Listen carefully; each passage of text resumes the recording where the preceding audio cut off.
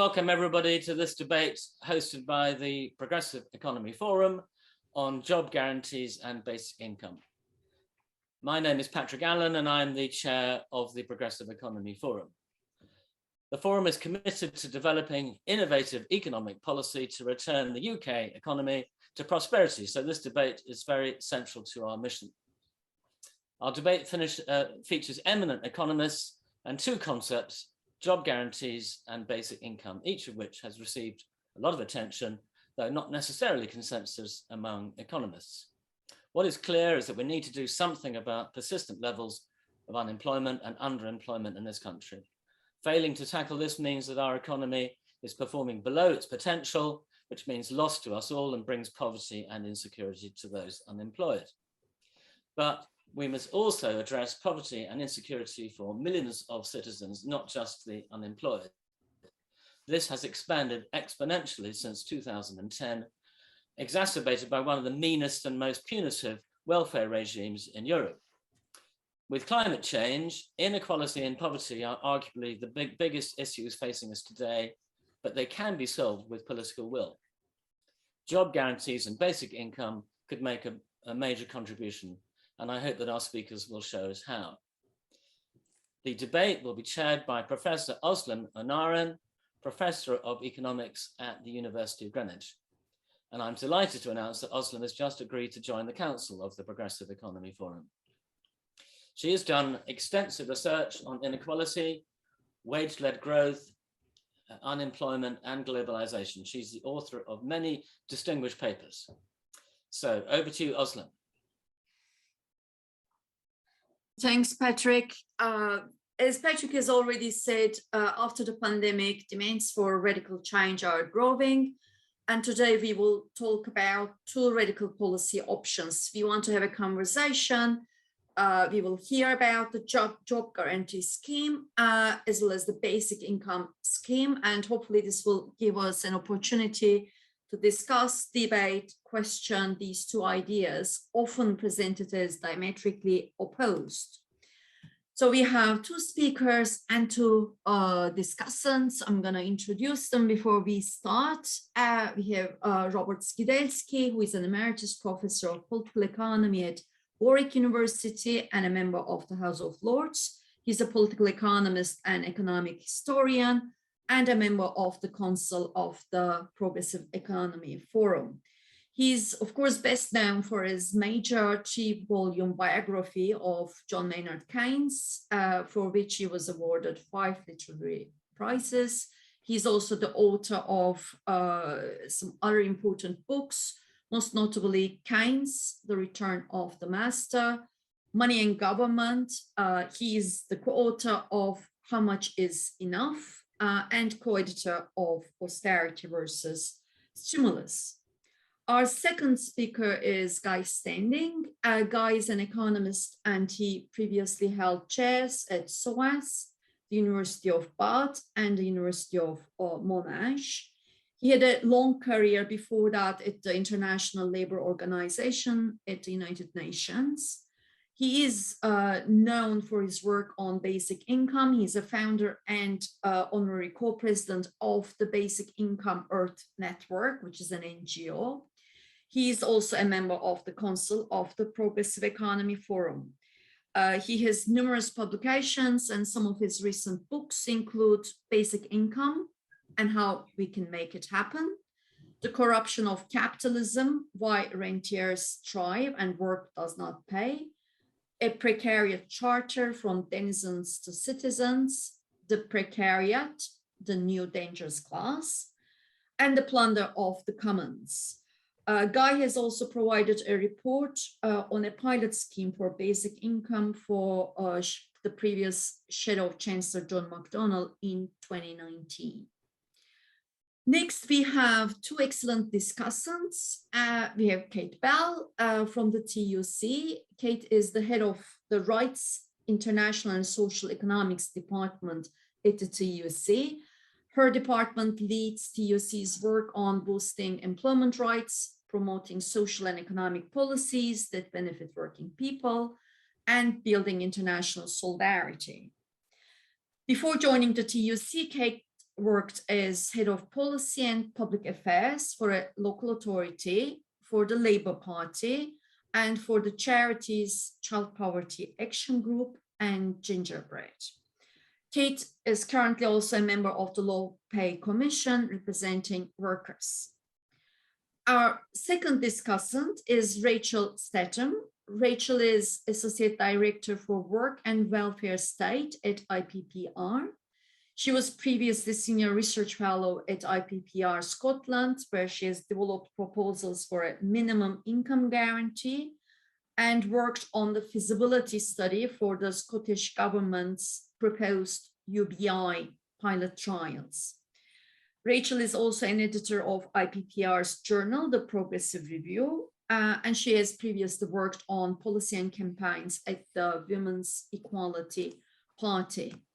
The flow of the evening will be as follows. Robert is our speaker tonight on the job guarantee scheme. He will speak for 16 minutes. Guy will follow speaking on the basic income, also for 16 minutes.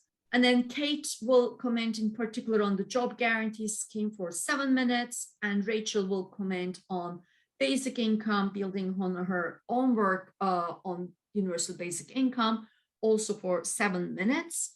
Then we are going to hear brief responses from Robert and Guy to each other, as well as comments from Kate and Rachel. And then we will open the floor for Q&A from you, from the audience, for about 20 minutes. And we will hear back the responses of our speakers.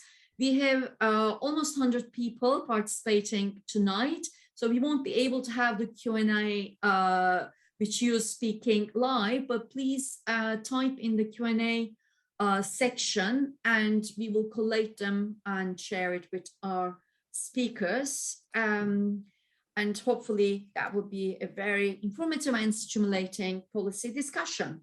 I look forward to hearing from all of you. And without further ado, Robert, the floor is yours. Thank you. Thank you very much and good evening. I'm delighted to be having this conversation with Guy Standing. I stress it's conversation and not debate. Basic income, I think, is a citizen's right in any modern society. And in any case, it's impelled to be so by the progress of automation and developments in the labour market. What I would say is that our two schemes occupy different terrains. Guy, as I see it, is prescribing a long-term equalizing mechanism for automating society. In contrast, my public sector job guarantee is conceived as a counter-cyclical policy, which tries to overcome the weaknesses of traditional Keynesian demand management. I want to make the case for restoring full employment policy, not just because I regard it as a moral commitment, not just because it enhances welfare and well-being, but because it enhances democracy. An employment guarantee by a liberal democracy preempts authoritarian nationalists from exploiting unemployment and job insecurity, which of course they're doing in various places. However, there shouldn't be any simple return to Keynesian demand management or fine-tuning the business cycle, because not only is it technically very difficult to do that, but politicians will always be tempted to win votes by expanding the economy too much and preserve votes by contracting too little when they need to. Stagflation in the 1970s was a fact, even though its causes were much more complicated than Milton Friedman's story. So my purpose, therefore, is to show that full employment policy must have a more automatic character than traditional Keynesian policy. And I want just to emphasize that automaticity of it. It rests on two pillars. First, an enlarged public investment function to steady the economy in the long term. And secondly, a public sector job guarantee to iron out cyclical fluctuations. And I want to stress both because they're both complementary and they both operate automatically. The public investment program, having been determined over a 10-year period, should be implemented independently of the business cycle, that is, independently of short-term public financing needs.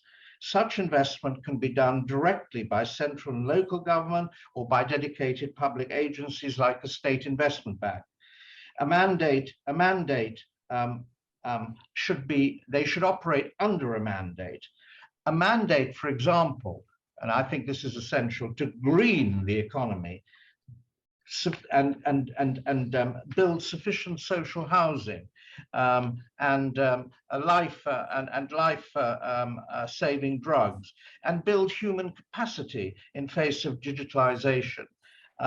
That seems to me the kind of general mandate a public investment authority should have. And it's essential to have that because that will kickstart the right kind of private investment.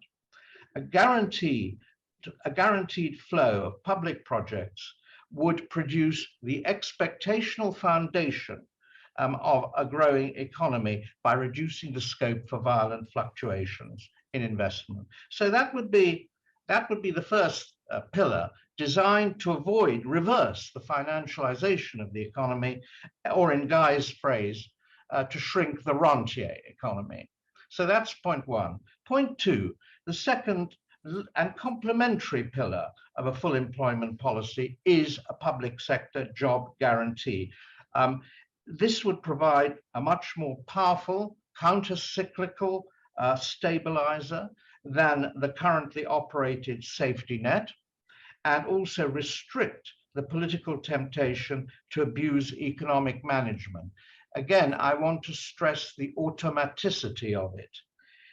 Public sector job guarantee would guarantee a job to any job seeker of working age who cannot find work in the private sector at a fixed hourly rate, which would not be lower than the national minimum wage. The main features of such a guarantee would be as follows. First, public sector job guarantee wouldn't target aggregate output, but target labor demand. This eliminates the problem of having to calculate output gaps. Output gaps are incredibly complicated. No one knows quite what they are. People disagree about them, but the definition of full employment can be made quite precise. It exists where all who are ready, able, and willing to work are gainfully employed at a given base wage. That is a good definition to me of full employment. Secondly, this is also an important aspect of it. It acts as a labor buffer stock, which expands and contracts automatically with the business cycle. It's analogous to unemployment benefit, but is a much more powerful automatic stabilizer than the latter, because it would pay at least 4 times as much as unemployment benefit does. Third, public sector job guarantee would maintain employability better than a simple safety net, an important factor in economic recovery and growth. I would couple the job guarantee with an education and training guarantee, especially valuable for younger workers. Public sector job guarantee is income equalizing. This is because no one able and willing to work would be paid less than the minimum wage. It thus exerts an upward pressure on wages as opposed to the downward pressure of Karl Marx's reserve army of the unemployed. There would be no unemployed. Fifth, public sector job guarantee helps ensure a rightly distributed demand for labor. A satisfactory average level of employment can be consistent with some parts of the economy overheating and others freezing. By contrast, public sector jobs would expand and contract by region and in the EU in line with asymmetric shocks. Consistent with the above, a public sector job guarantee would be financed centrally but administered locally. by a variety of agencies, local governments, local NGOs, and social enterprises. Their goal would be to create on-the-spot employment and training opportunities where they are most needed, matching unfilled community needs with labor availability. To ensure shovel-ready projects, inventories of communal needs should be prepared and kept by job banks and job centers in every locality. They could fall under three main heads: care for the environment, care for the community, and care for people. Now, that's the outline of the scheme. And I want to now consider two objections, which one often hears. The first is that we can't afford it. And the second is that it provides workfare, not proper jobs. I think we can meet them both, but they have to be taken together. Of course, the guaranteed work program would cost more than the dole, but it would produce more. Keeping people on benefit without work is sheer waste of human resources. Having people in work doing something useful is not as wasteful as maintaining them in idleness. So that's full stop. I mean, that must be so. So although the initial government deficit will be larger than it would have been, the government's revenue will grow faster because people are doing something that produces revenue, either because they have more demand or because they're actually investing in revenue producing projects. How much faster government revenue will go will depend on the usefulness of the work. Those who argue it is just digging up holes and filling them up again, I think show a huge lack of imagination. And I want to give just two quick examples. Roosevelt's Works Progressive Administration in the 1930s, this is in the New Deal in the United States, employed 3.3 million workers on projects ranging from the construction of highways to the extermination of rats, from the building of stadiums to the stuffing of birds, from the improvement of airplane landing fields to maintaining Braille books, from building of over 1 million privies to the playing of the world's greatest symphonies. Similarly, the New Deal's Civilian Conservation Corps provided young unemployed people with work on projects which included the prevention of forest fires, plant and disease control, construction, maintenance and repair of paths, trails, fire lines, and reforesting. So, you just have to think of all the things that can be done in communities, but which aren't being done because there's no money for them. And you immediately see what the possibilities of these things are. Limited examples of public sector jobs, like the basic income guarantee, have been trialed all around the world. In 1997, the European Prime Ministers pledged a job or training program to all newly unemployed workers within a year. Nothing was, or very little was done. Denmark, the Netherlands, and Hungary have sought to implement that pledge. I'll come back to Hungary in a second. Outside Europe, India has experimented with the Mahatma Gandhi National Rural Employment Guarantee Act, while Argentina introduced the planned JEFE employment policy in 2002 to offset the then unfolding financial crisis. Hungary has instituted a full public sector job guarantee. As I said before, if Democrats don't do this, you can be sure that authoritarians will. And I'll end with these wise words from Keynes, written in 1936. 1936, remember, Roosevelt on the one side, Hitler on the other. And here are his words. The authoritarian state systems of today seem to solve the problem of unemployment at the expense of efficiency and freedom. It is certain that the world will not much longer tolerate the unemployment, which, apart from brief intervals of excitement, is associated with present-day capitalism. But it may be possible, by a right analysis of the problem, to cure the disease whilst preserving freedom. Those are good words for our own day. Thank you. Thank you very much. That was very inspiring. And now we will hear from Guy on the basic income model. Guy, the floor is yours.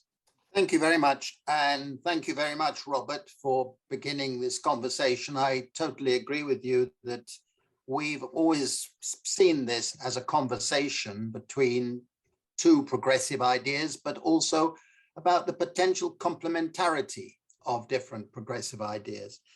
And I want to mention, by way of starting, that we share, I think, some common positions, that we want to improve the quality and availability of work and leisure opportunities in society. We think that the current welfare system is totally unfit for purpose. Universal credit is a disgrace to the country. We believe that economic insecurity is a fundamental problem of rentier capitalism in general and in Britain in particular, and that we believe that the income distribution system of the 20th century has broken down. In fact, more and more of the income is going to the owners of private property and less going to those who perform work and labor. So I think we also believe in the provision of good public services, that as a good society, you should have good public services. And I want to argue in the following few minutes that we want to promote basic security for all, in which there's equal opportunity to pursue a sense of occupation. And that occupation means development of one's capabilities through one's work and leisure and training and education. And in that context, I've always argued for the past 30 plus years that a basic income is something to move towards. It is not a panacea. It's not a one-off policy that can solve all social problems or economic problems. Of course it isn't. Many people misrepresent those of us who propose a basic income as thinking it's a golden bullet or something like that. And in that context, I want to briefly mention what it means, because a lot of the criticisms of basic income stem, I believe, from either deliberate or just ignorant misrepresentation about what it means. A basic income would be an economic right. Every resident citizen of the country would be entitled to it as an economic right. It would be paid equally to all men and women, regardless of their status of household or work or whatever else. And it would be individual, not household based, which is very important because an individual right is important for women in particular, but for also everybody else. It would be paid in cash or equivalent. It would be paid as a regular sum of money, not a one-off capital grant. And it would be unconditional in two senses, that it would not depend on contributions of some kind or other, and it would not depend on a commitment to behave in particular ways or to take jobs or whatever. It would be unconditional, and it would be non-withdrawable. It's very important to add the following points: that having a basic income does not preclude the payment of supplements for people who have extra costs of living, particularly people with disabilities. There would be extra payments for them because the intention would be to give everybody an equal basic standard of living, access to resources. And it's quasi-universal. I don't use the term universal basic income because you would have to exclude new migrants or let them wait for a certain period, because otherwise you'd never get it politically through. And of course, you would exclude people like myself who are non-resident citizens working in Europe or working abroad. And nothing in the definition or the agenda for people who promote basic income say it should be a substitute for basic services, or job guarantees, or whatever else you might wish to approve. There's no suggestion that that is a substitute. Now, I think the justification for moving in the direction of a basic income, I constantly stress it's a matter of being on the road to a basic income as an anchor of a new social protection system. The basic rationale is ethical, moral, not instrumental. And it's ethical in 3 dimensions. The first dimension is that it's a matter of common justice. If you accept that the income and wealth of all of us is far more to do with the efforts and achievements of the many generations that come before us, then you could say, well, if we allow private inheritance of private wealth, which every government does, then we can see a basic income as a social dividend on the collective public wealth created by the many generations before us. I think that's a fundamentally ethical position, and it relates basically to the initial emphasis of common law. If you go back to the Justinian Codex of AD 534, there was enshrined there respect for common property as well as private property. And that goes through to the Magna Carta, it goes through to the Charter of the Forest of 1217, where we have an equal right to the commons. And in a sense, if we're deprived of the commons, as we have been, whereas minorities have benefited from taking the commons, then we can say that basically this is a compensation to those commoners who have been deprived of the commons. Now, I think this common justice argument, which I've only briefly touched on in my books, it goes into far more detail, is backed up by other forms of justice. I was very pleased that the Pope came out in favor of basic income last year, because a religious argument, I'm not religious, but a religious argument would say that God has given us unequal talents.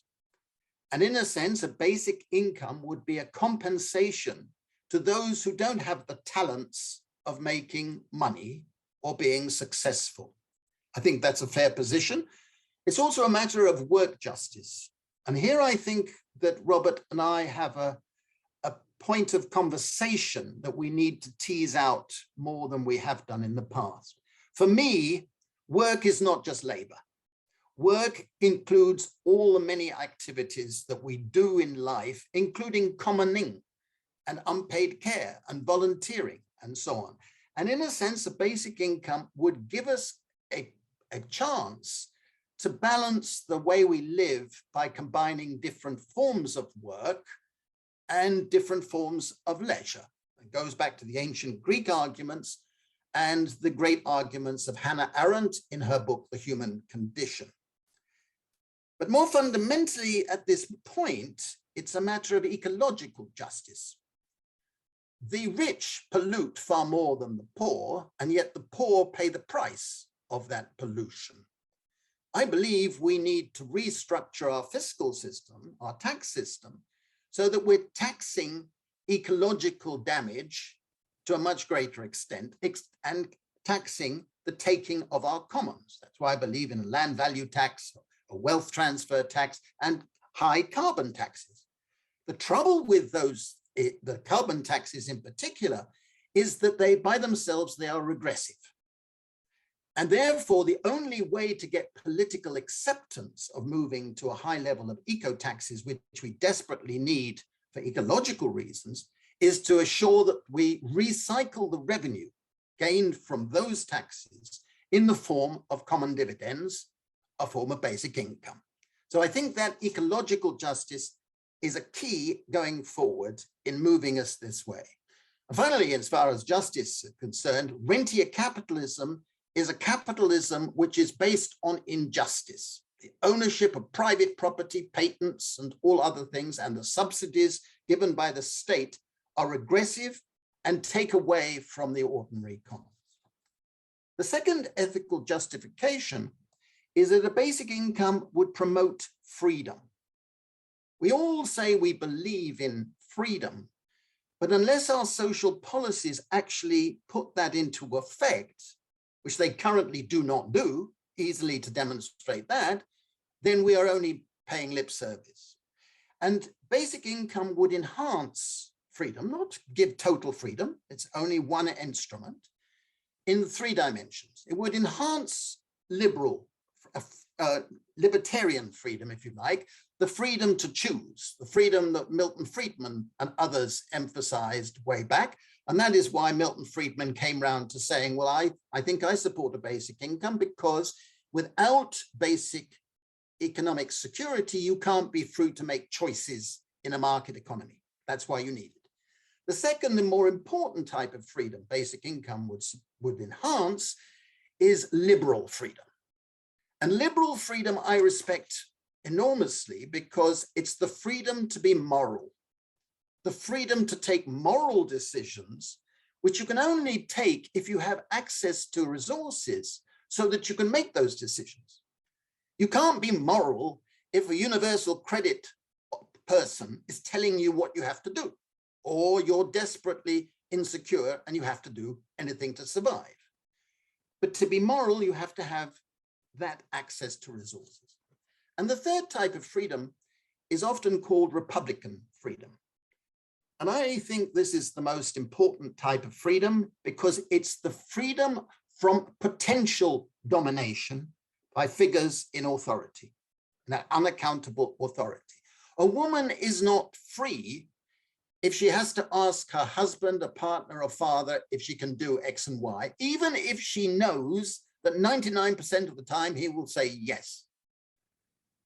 Republican freedom is only existent if she can make that decision herself, and not just a she or he, but the sense of Republican non-domination, I think, is fundamental. And the basic income enhances that capacity in a way that I don't believe other forms of social policy can do. Carol Pateman, a friend of mine and a very distinguished scholar, has also argued that a basic income is an instrument of democratization. And I can't develop that at length, but I think that's a good theme that links to freedom. And the third ethical rationale for basic income is that it would enhance basic security.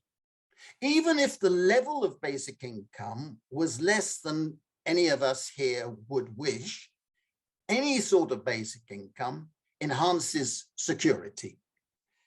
And basic security is a human need. We all need basic security. And it's also a public good. It's a superior public good in the sense that if I have it, it doesn't deprive you of having it.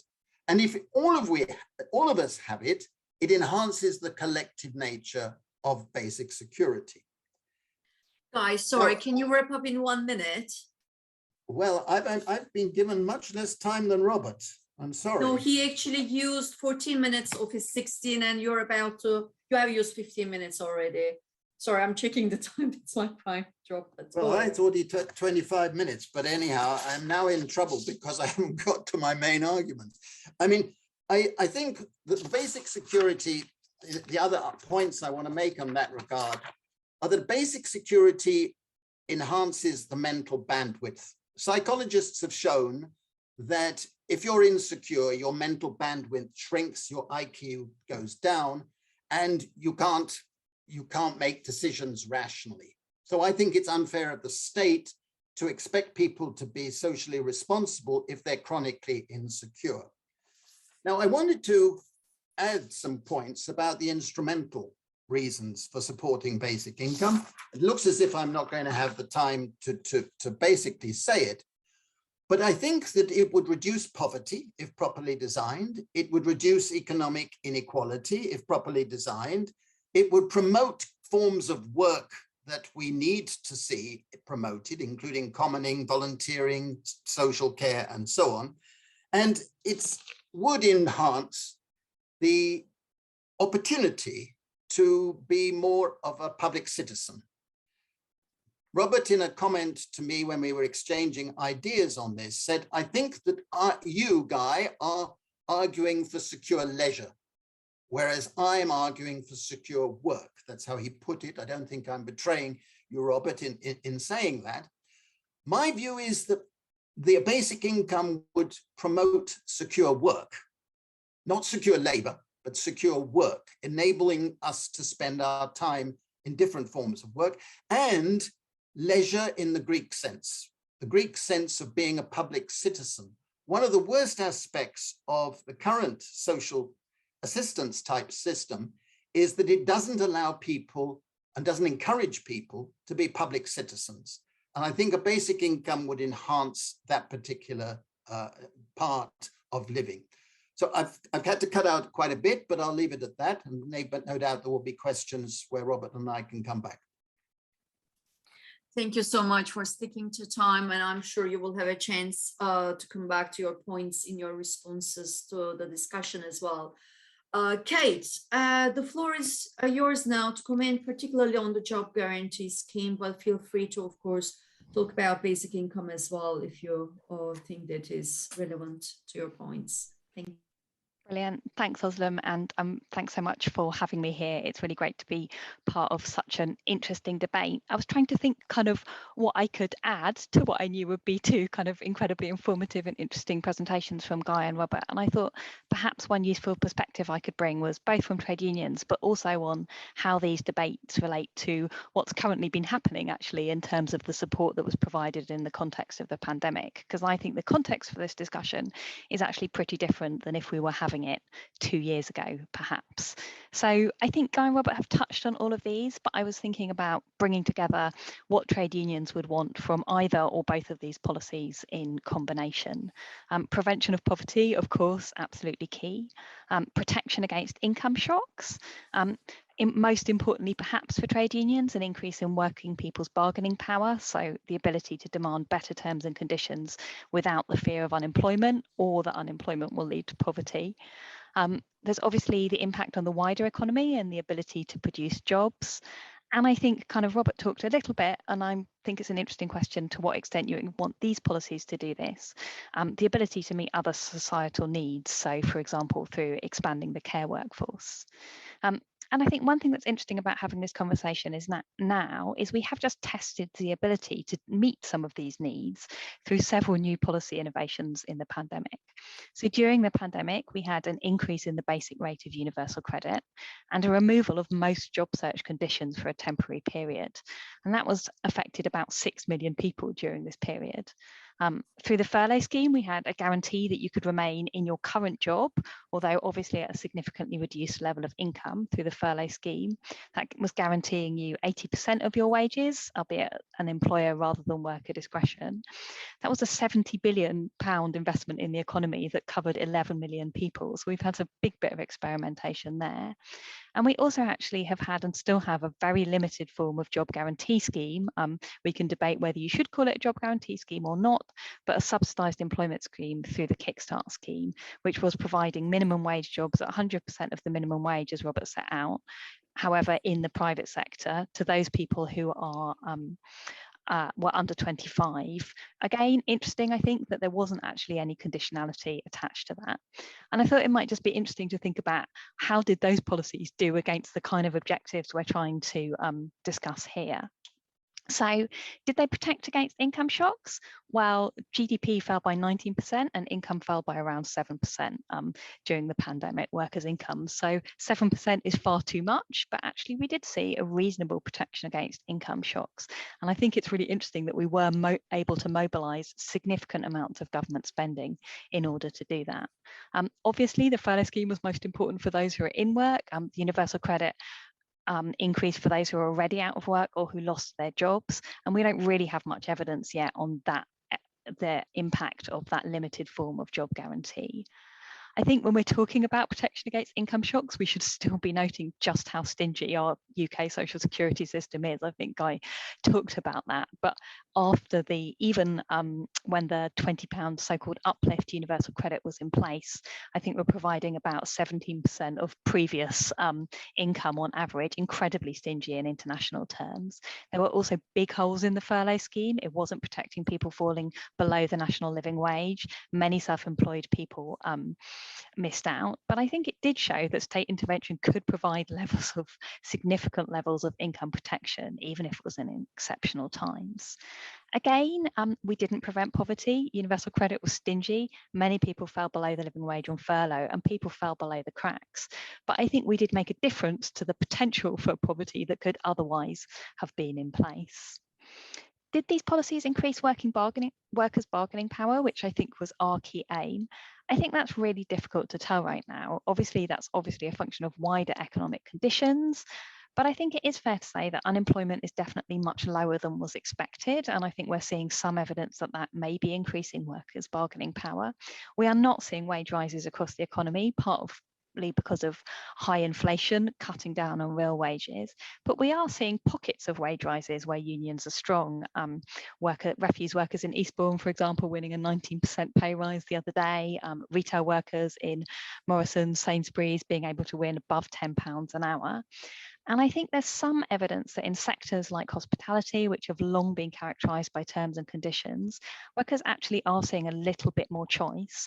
And that period of kind of reflection that they may have had while on furlough has given them a tiny bit more power to say, partly to think about, I don't want to accept those terms and conditions, which I think relates to some of the kind of independence points that Guy was talking about, a basic income.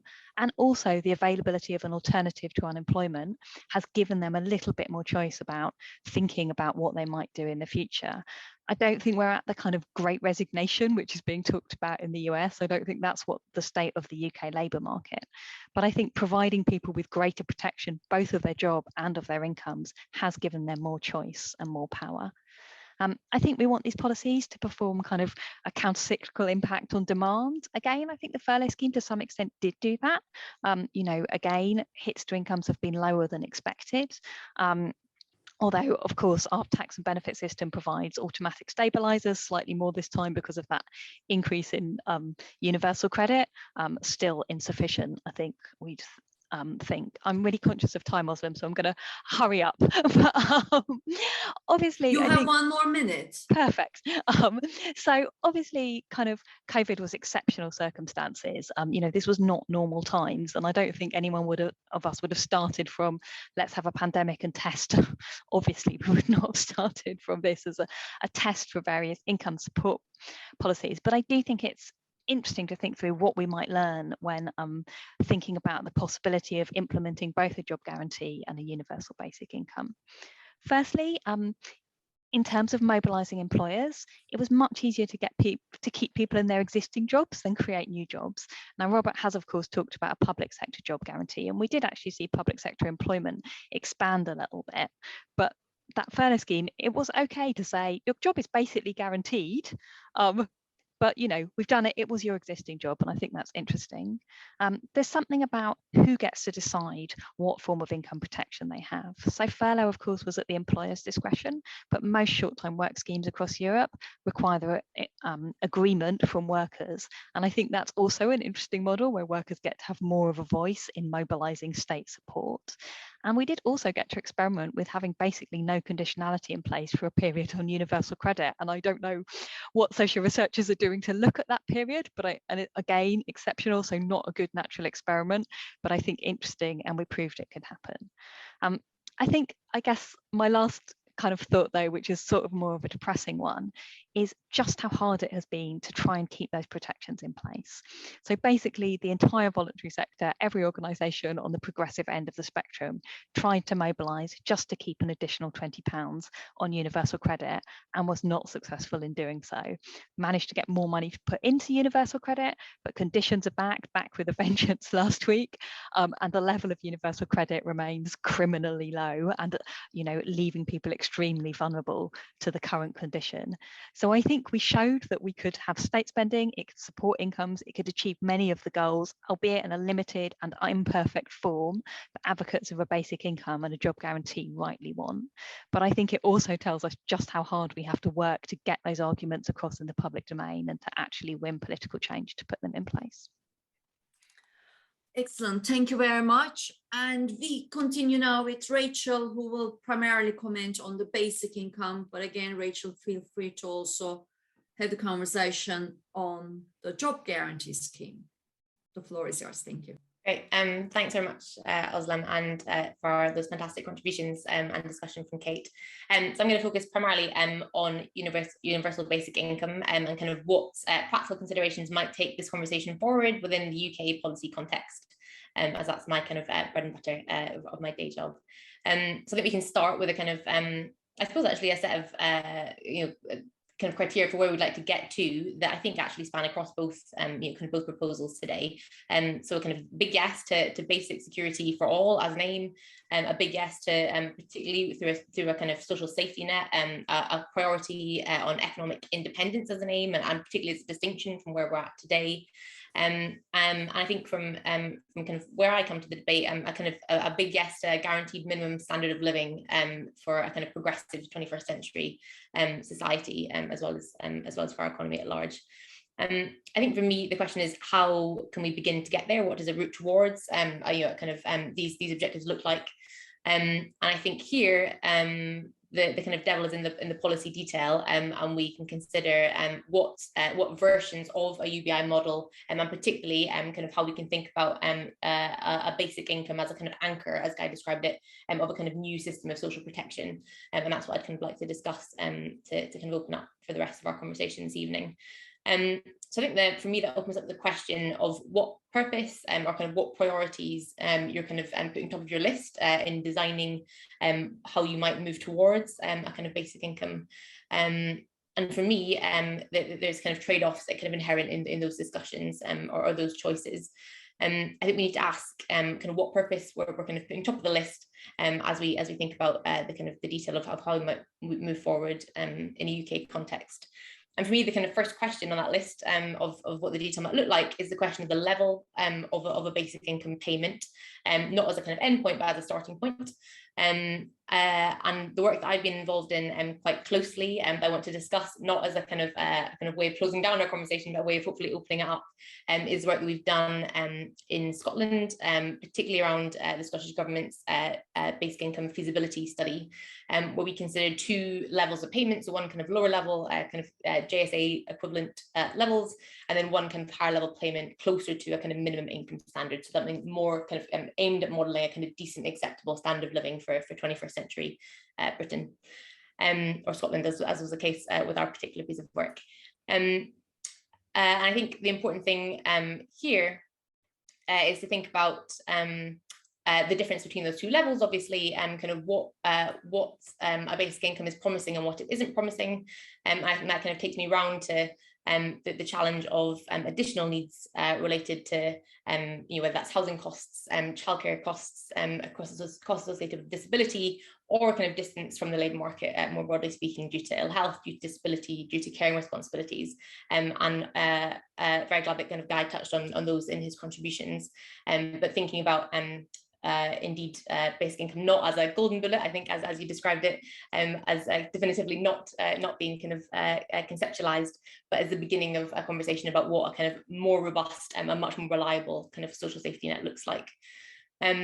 And I think in considering that kind of level question, you also need to think about how it might operate as a kind of as unemployment protection, particularly. So I think that leads us to kind of shape our considerations of the kind of how this plays out in a macroeconomic policy context, what it does to labour market attachments, that a low-level basic income would not, for example, operate in the same way as a kind of flex security policy that would give us, kind of protection, adequate protection in the event of unemployment, in the kind of, an age of economic disruption. And so thinking about what elements of our kind of current welfare state we need to improve and retain, rather than kind of let go or kind of let fall by the wayside. My second kind of consideration is obviously the kind of big question of how you pay for it. In our work in Scotland, we were considerably constrained. It's a kind of important place to start in that Scotland's fiscal framework has very limited tax raising powers. So we're looking primarily with the kind of aim of achieving fiscal neutrality, as the Scottish Government wanted us to kind of consider, of how that might be delivered through primarily income tax regime changes.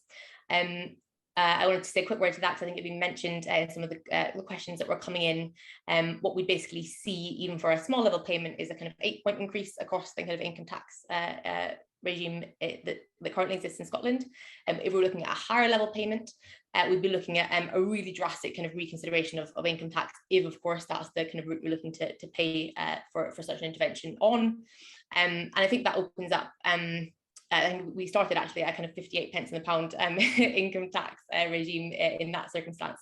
So I think that brings us to a broader conversation about the kind of social contract that underpins an intervention on this scale, an economic intervention on this scale, what it does obviously to the rest of our income distribution, what it does even to kind of important kind of conceptual measures like relative poverty as we kind of currently think about them.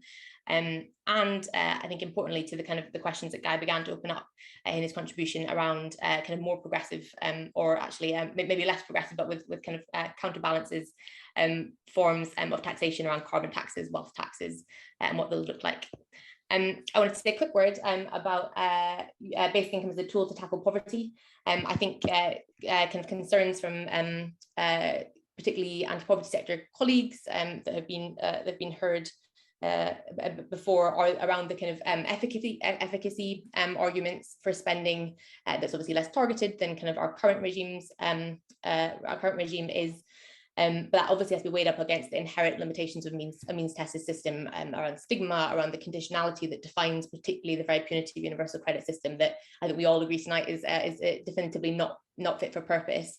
So I think what I'd like to take from that is the kind of ambitions to have a more automated, a less kind of friction generating system, and a kind of new vision for what a kind of broader and more accessible welfare state looks like.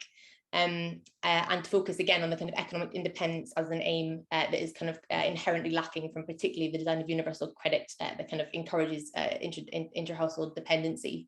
And conscious of time, I'll just wanted to finish with some considerations of the kind of current policy options that are on the table within the UK policy context, and particularly a recent intervention from colleagues at New Economics Foundation, NEF, that brings together work on a kind of basic income as a kind of foundational pillar of how you might think about a kind of next regime welfare system, with the notion that I've developed in my work of a minimum income guarantee. So having a kind of a base level, a kind of basic level of economic security that would protect against destitution, for instance, would be available to every kind of individual adult and child, but also a kind of an auto enrollment mechanism that kind of builds on our existing administrative welfare system to make sure that where incomes fall below a certain level, there's a kind of top up that makes sure that people's needs are met. And those are particularly the needs that I described around, for instance, disability, childcare, housing costs, so that we can begin to kind of bring together these ideas that are often presented as inherently in opposition, to have a kind of more constructive conversation, hopefully, going forward. I'll leave it there and look forward to questions. Wonderful, thank you. This was really totally punctual. Thank you for that. That didn't leave me any time to send a message. So now can we hear back from Robert and Guy on their reflections on, of course, what Kate and Rachel has discussed, but also maybe a initial response to each other. Shall we go in the same order, starting with Robert and then Guy, and I may have a chance to give Guy a little bit longer to say the things that he couldn't say in the first round. This is supposed to be just a 5 minutes initial response, and then there will be the Q&A and another chance for responses at the end.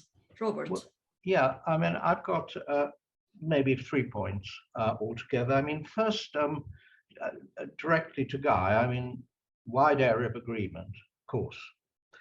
I think you dismiss the idea of capital endowment too easily. I think in a way, it can be more easily justified as simply a dividend paid on the growing wealth of a nation. I think Brown's baby bond was an imaginative idea. It also had an egalitarian aspect to it, because the contributions of the wealthy were much higher than those of lower income. So I think you need. I would like to discuss the pros and cons. I know this is debated, but now to come to a sort of basic attitude of people to one or the other. The old trade union demand was right to work or right to maintenance, work or maintenance. That was the classic trade union position. And I would say there's no contradiction. But in terms of priorities, the right to the job seemed to be the primary demand. And then, you know, the right to maintenance if the private sector can't get you a job. Now, in other words, I don't think there's any basic psychological or political resistance to providing people with work. There may be some resistance to providing them with maintenance if they really don't want to work. And you see, I think, Kate, your whole argument and that of the trade union movement arises out of this sort of basic idea of work or maintenance, with maintenance as a sort of, with universal credit as a superior form of maintenance.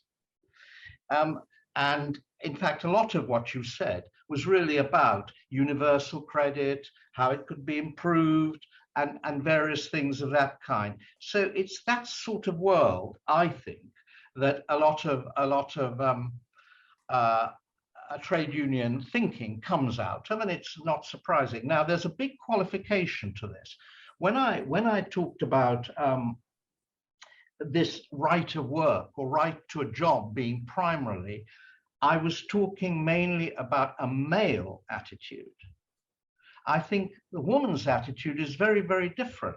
Right to maintenance there is much more right to payment for work that isn't recognized. And that, in that sense, a universal basic, a basic income is something that I think would win more.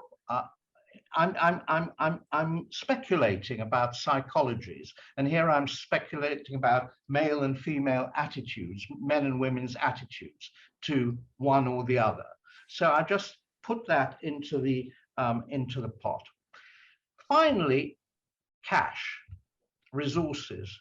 Where do you put? What's your priority? I mean, you've got limited resources. You have got a business cycle and bouts of unemployment. How do you divide those resources between these two, accepting or fulfilling these two rights?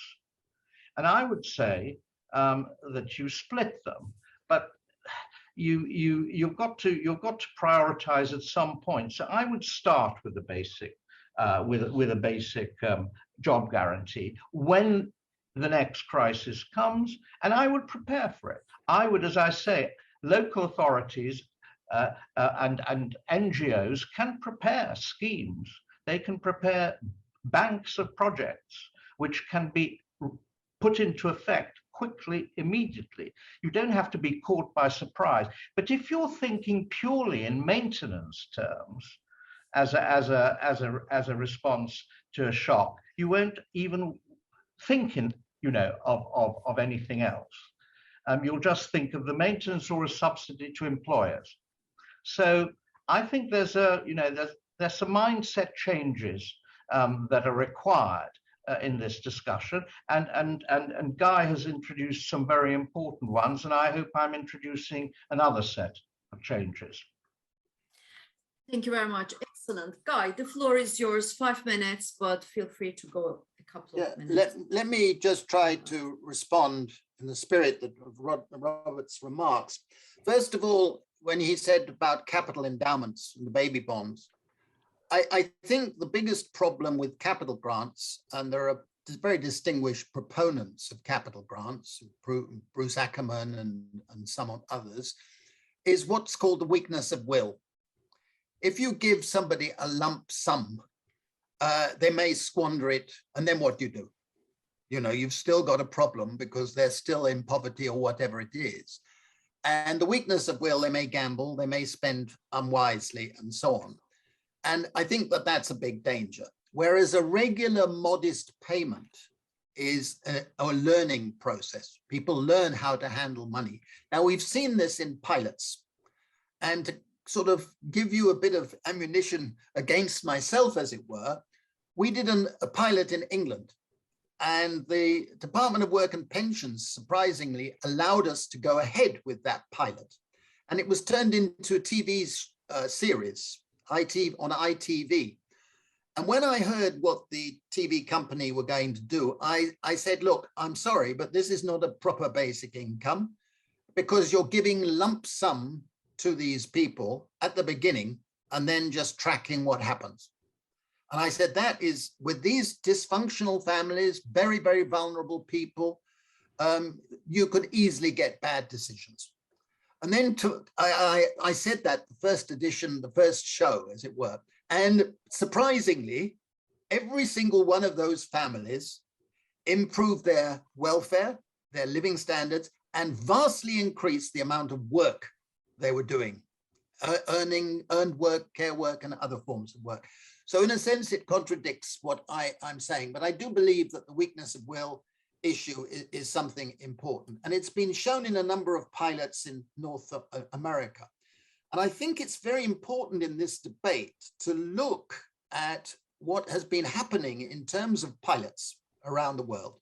You're right, there have been pilots and moves to give job guarantees and so on, but there are also dozens now of pilots of basic income. There are currently, to my knowledge, more than 80 in progress at the moment. And I've been involved in a number of other pilots. And what you see through these pilots is a number of common things, even though the designs have differed and all the rest of it. Huge improvements in mental health. That's the biggest single finding of all the pilots, whether it's in Finland, Ontario, India, Africa. It's always consistently that showing improvements in mental health, improvement in physical health, and increases in the amount of work. It's contrary to what the critics say. It is not a disincentive to work. It energizes people, it gives people more confidence, it leads them to become more entrepreneurial in small ways and big ways, and it encourages a sense of altruism. So the pilots now are telling us a fairly consistent story.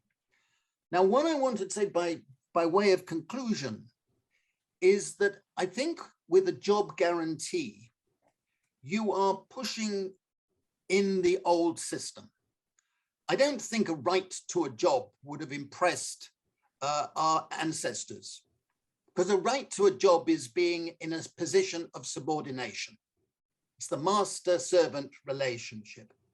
It's not a position that most of us would aspire to when we're little or growing up. To be out of a job is liberating. And I've never been more liberated than when I've been out of a job. So I think one has to think of work in a broader sense. I'm writing a book called The Politics of Time at the moment. And what I found is that during the course of this pandemic, there has been a vast increase in productive, useful work outside jobs.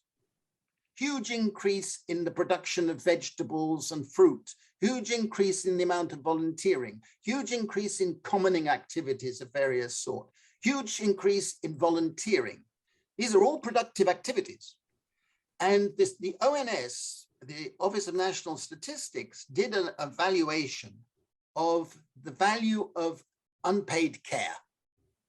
And it's greater than the value of manufacturing and all non-financial services put together. And we don't want to disparage that sort of work and crowd out forms of work by pushing people who may not want to do full-time jobs into full-time menial jobs. And the problem I have with some schemes, not necessarily yours, is that I'm not sure what the jobs that are being generated.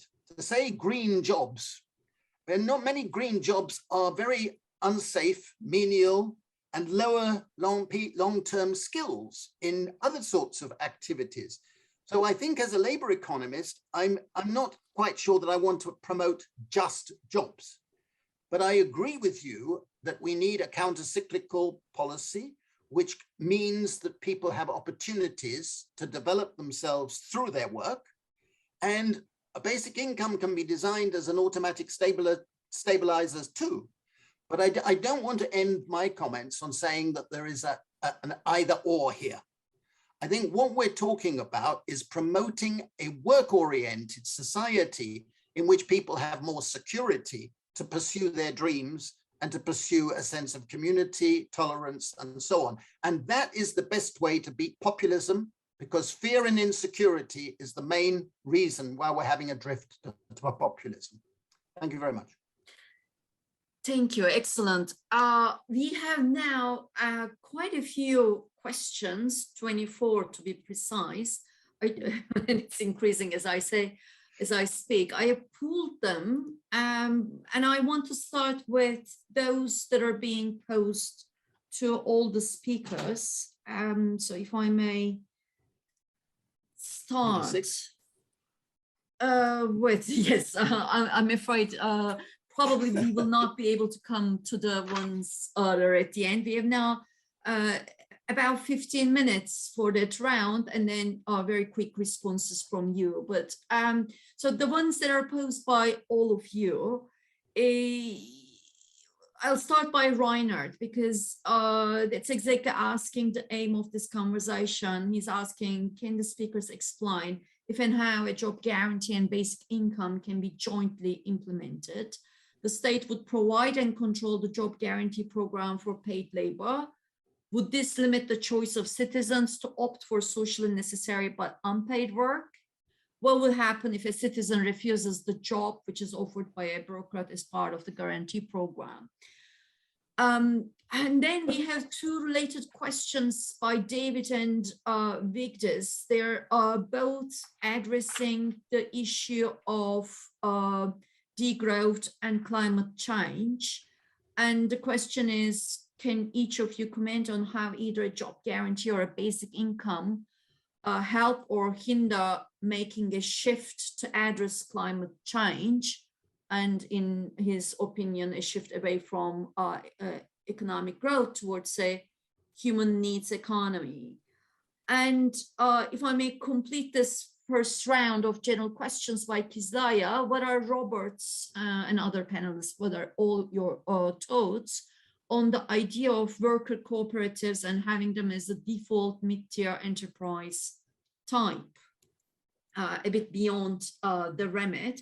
I'll add one of my own. I mean, I learned a lot today, I have to say, and thanks to Guy, Robert, but also Kate and Rachel, answering a lot of the questions I had in mind, and also addressing the usual stereotypes about both policy options. But I want to ask, where do you see the basic income or job guarantee policies in the context of a broader fiscal policy that is about active public investment in universal basic services, in care, but also in housing and public transport? You know, Robert did actually answer my question, but I would be very happy once and for all, systematically, we get an answer to where do those two policies sit in a policy of full employment targeting and activist public investment program.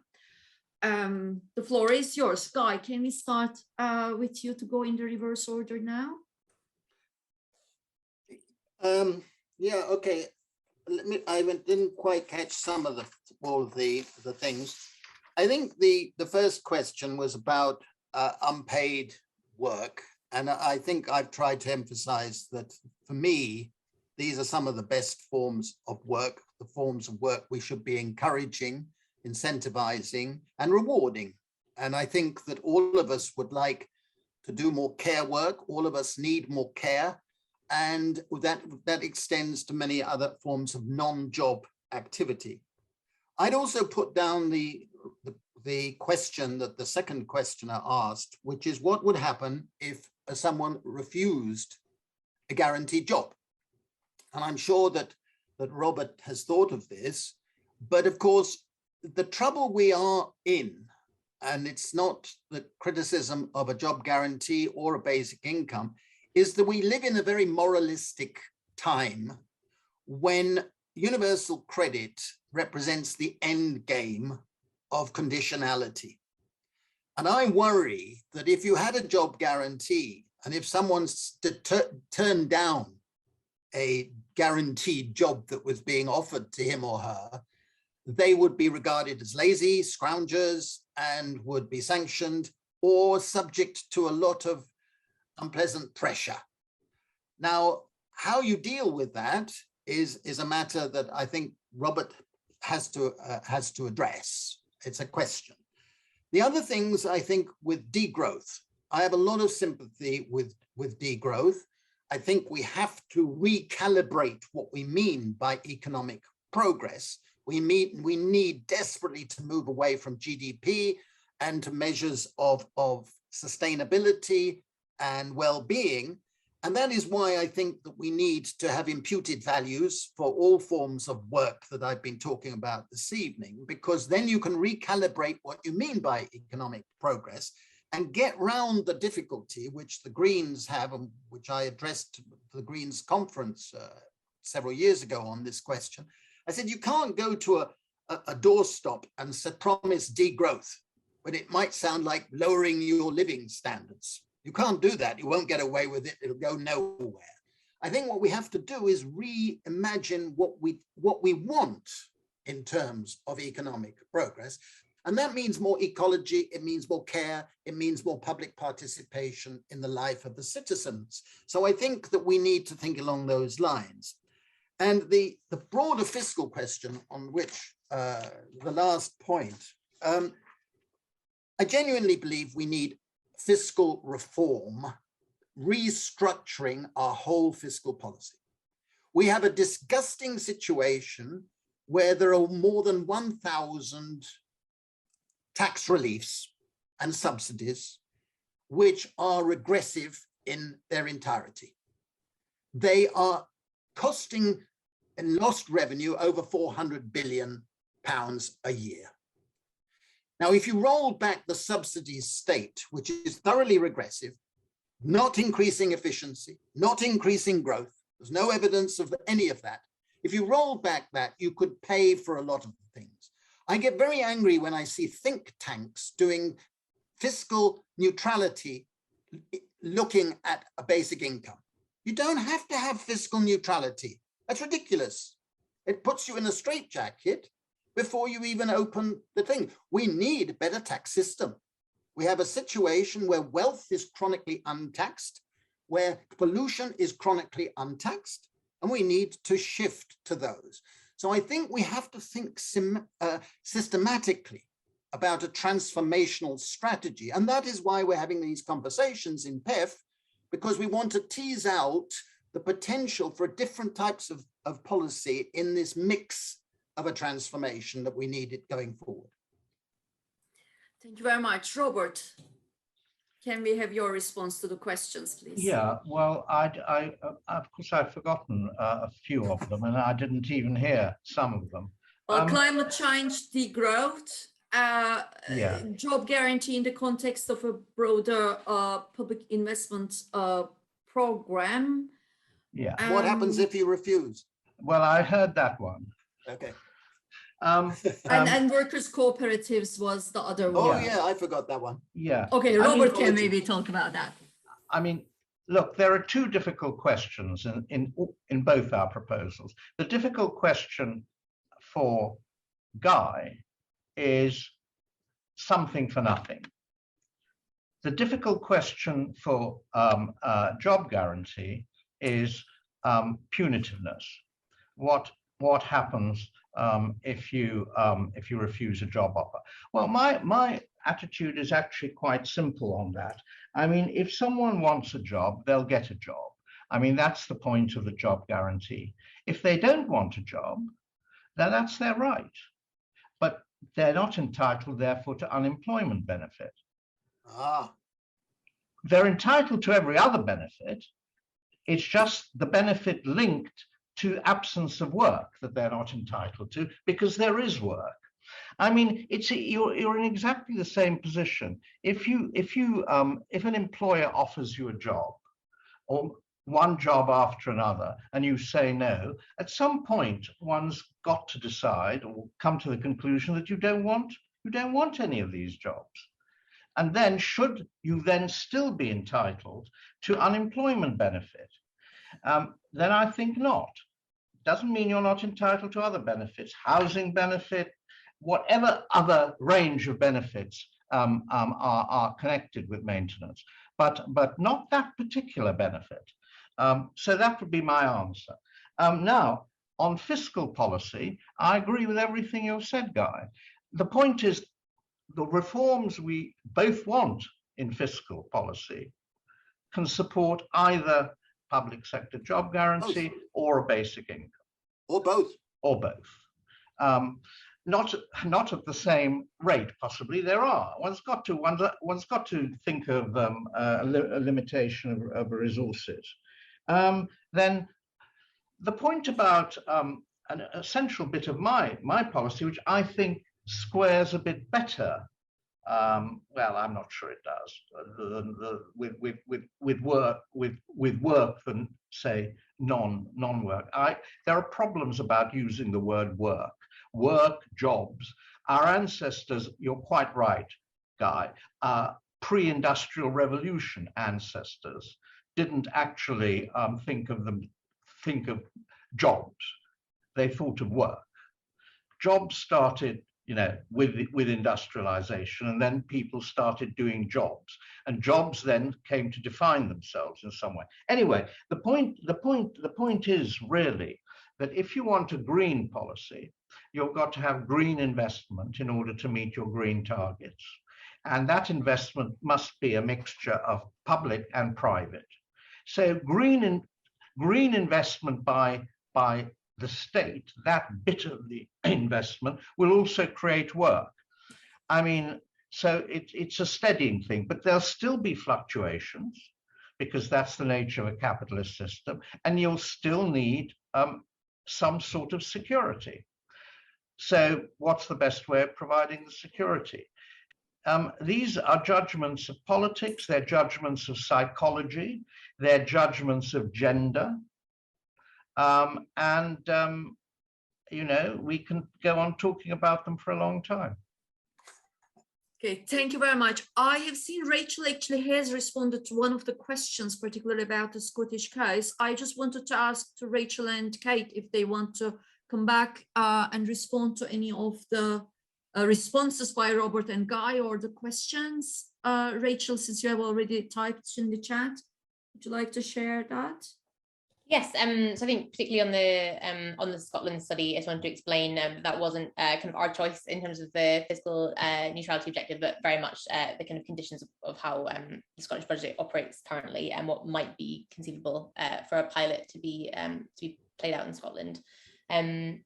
I think the one thing that I wanted to come back to was our kind of conversation around unpaid work and how that's valued and how basic income kind of interacts with that. And I think it's a bit of a more complicated conversation than what we've kind of opened up in the time we've had this evening. Particularly, I'm keen that we don't kind of treat a basic income as a kind of solution to the kind of wages for housework demands that have been around for a very, very long time. And that most importantly, we don't end up in a kind of a set of assumptions that presumes that women are kind of choosing to take on unpaid work above paid work, particularly.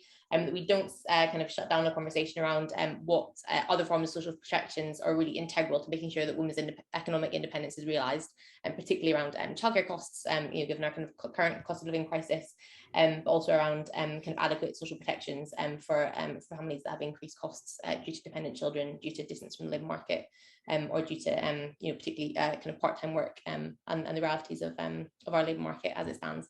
And I'm sure Kate will have more to offer on that point too, so I'll leave it there. Thank you so much. Kate, responses from you?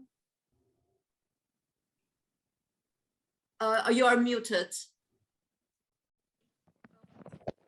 Sorry, I moved the microphone. Can you hear me now? I just briefly wanted to respond to actually what Robert said about kind of trade unions' priorities, I think trade unions have always prioritised full employment. And I suppose one of the points I wanted to make in my remarks was that the furlough scheme was one of the ways of achieving that in terms of protecting people's jobs. But I think, as Rachel was saying, we have a range of social choices about how we achieve that, including public investment. And those are obviously impacted by social norms and what we decide to reward and not reward. And I'd be very anxious about any suggestion that women would prefer an income maintenance system and men would prefer work. I think there's some deeply embedded social patriarchal choices about what we treat as work in our society and how we reward those. And I think that's something we should be challenging through a full employment policy, through adequate income maintenance, which isn't based on gender or isn't based on particular parental responsibilities. And I suppose and hope that's the aim of all of our debate. I think there's obviously kind of, when we think about meeting those social needs, climate change came up as a big question in the questions. And I think we should be thinking about what set of social policies best enable us to deal with the necessity of tackling climate change. I think that is public investment. I think that's got to be a huge part of it in changing the way we work. And I think there are areas where a full employment policy and adequate maintenance are going to be really, really important to that as we transition. But I don't think we necessarily have to see all the answers to all the myriad of challenges we face through the prism of these two particular policies, but should think more broadly about how we're remaking society, I guess, to achieve that set of goals. Thank you very much. That was almost a closing speech, but I have two more questions. One to Guy, one to Robert, or actually two to both from the Q&A, and it haven't been addressed directly. So to Guy, and I'm picking the devil's advocate questions. There is a member of the audience who is also called Guy, and Guy asks to Guy about the unintended macro effects of basic income. He lists three things: that landlords would use the increased personal income to increase rents, employers will feel less pressure to pay fair wages, third, the unions would feel less pressure to fight for fair wages. So what is your response to that? And Carol is asking, again, Guy, that UBI offers people choice to do unpaid work. It also, however, offers choice to do nothing. So tending your allotment, how is this fair or desirable, she asks. And if I may also take two questions to Robert to finish. Robert, to you, Jay size, how would a guaranteed job at minimum wage help those doing necessary unpaid family caring work? And Diana continues with the same question: is that not paternalistic, where it's only a certain type of job that will be offered? Will people out of jobs be obliged to take that sort of particular jobs? That is being discussed actually, but it's a continuing theme. May I have your responses in 1 minute each to these two questions? We started a bit light, so if our audience is happy to stay, we can continue a couple of more minutes. But okay, well, thank you very much. I can't resist the temptation, I'm sure Robert will forgive me, for saying that the something for nothing argument is really a pathetic one. It's not one he makes, it's one that we're confronted by. If you really believe that, then you should agree with the abolition of private inherited wealth. And I haven't heard people saying that, because that's a lot of something for nothing that a very small minority of people obtain. And I want to hear them say that if they talk about something for nothing. But I see basic income as a common property right, and that's it. As far as Guy Daunce's points, I want to emphasize that basic income by itself is no solution that's worthy of the name. It's not a panacea. You've got to have other policies that combine with it. I believe in rent controls so that landlords can't filch the money that people would get. I believe the basic income would strengthen the bargaining position, because people can say no. And all the pilots have shown that that bargaining position issue is very, very important.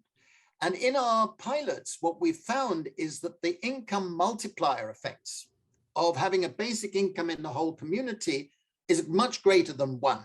In other words, if you pay X amount in a community, it generates more than X. And the network effects are important. If a whole community is receiving a basic income, you see cooperative type activities taking place, which are beneficial for the community.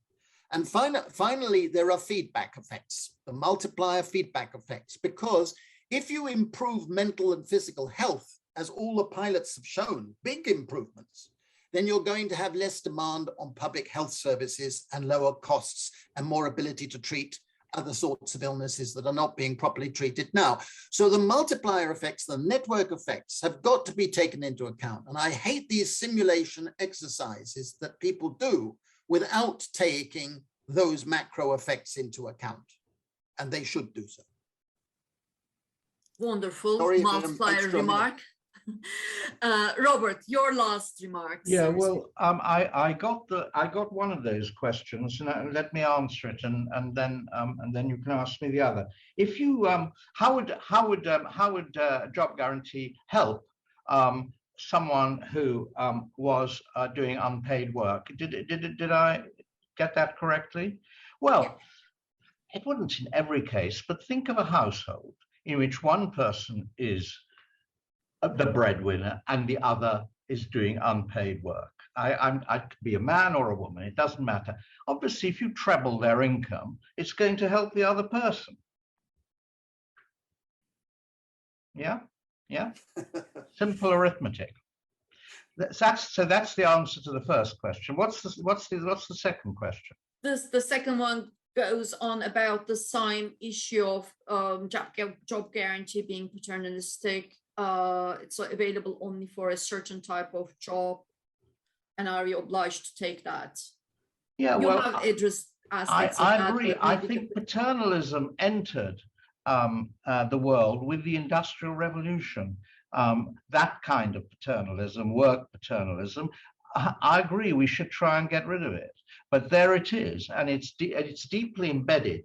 And this process will take a long time to get rid of. I mean, a lot of people regard their job, not their work, their actual job, as a sign of their position in the society, a sign of that they're valued, a sign of their contribution, all those things.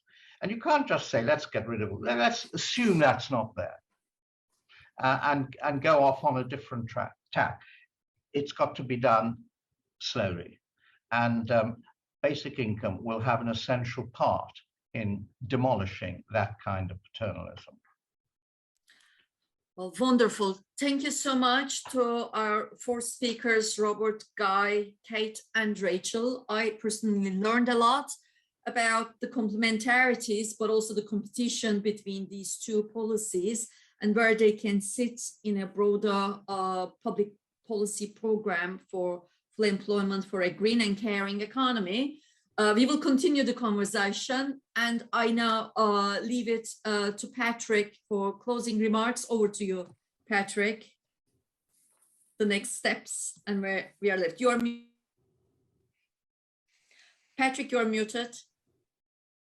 Unmute. How about, can you hear me? Yep. Great. Okay. Well, thank you very much, Ozlem, and all of our speakers. I think that was a fascinating debate.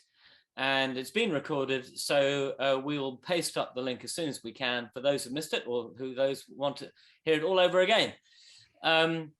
We've obviously got, we're addressing some massive issues here, poverty and insecurity. I like Guy's remark that we want to have the security to pursue our dreams. In my case, grow more vegetables, which was actually what I've been doing during the pandemic. You're right there. A lot more vegetables got grown. So these issues are complicated, but I think we actually saw emerging quite a lot of consensus today, which is good, and the debate will continue. And these policies are not just the panacea. Obviously, many other policies will go together, but if we can just do something to address poverty, insecurity, inequality, and benefit sanctions, we'll be making a very good start. It was depressing that benefit sanctions came back with a vengeance last week when, as Kate said, they'd been suspended. So there's a lot of work for progressives to do here on the political front. So thank you very much. We are going to continue with a series of webinars. Stand by to hear from us via our emails or tweets, and we'll let you know the date of the next one. But for now, that's it. Thank you again for everybody. Thank you to our audience for joining us, and we'll speak again soon. Thank you very much. Bye-bye. Bye. Bye. Bye. Thank you, Guy. Thank you, Robert.